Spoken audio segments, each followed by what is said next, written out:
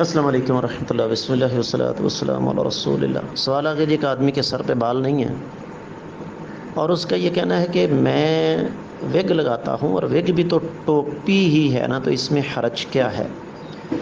میرے عزیز، اصل میں نا اس کے پیچھے ایک بڑی خوفناک سازش ہے، اور وہ یہ کہ ہم یہ چاہتے ہیں کہ جو ہم کر رہے ہیں دین کہہ دے کہ وہ بالکل درست ہے، یعنی ہم دین کے مطابق چلنے کی بجائے ہم یہ چاہتے ہیں کہ دین ہماری مرضی کے مطابق چلے، اور یہ سوچ انتہائی زیادہ خوفناک بھی ہے، اللہ اور اللہ کے رسول صلی اللہ علیہ وسلم کی نافرمانی بھی ہے، اور اس سوچ کو انتہائی گرا ہوا بھی کہا جا سکتا ہے۔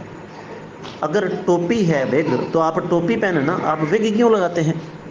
جبکہ کائنات کے امام صلی اللہ علیہ وآلہ وسلم نے واضح طور پر مرد ہو یا عورت نقلی بال لگانے سے منع فرمایا۔ ایک طرف آپ وگ کو ٹوپی قرار دے رہے ہیں، جبکہ وگ مہنگی آتی ہے، قرآن و حدیث میں منع بھی ہے، ٹوپی کی قیمت بھی کم ہے، لیکن آپ اس کی طرف نہیں آ رہے۔ اور کیوں نہیں آ رہے؟ اس لیے کہ آپ کے دل و دماغ میں یہی بات ہے کہ شریعت کسی نہ کسی طریقے سے اس حرام کو حلال کر دے، جو کہ کسی قیمت پر بھی ممکن نہیں ہے۔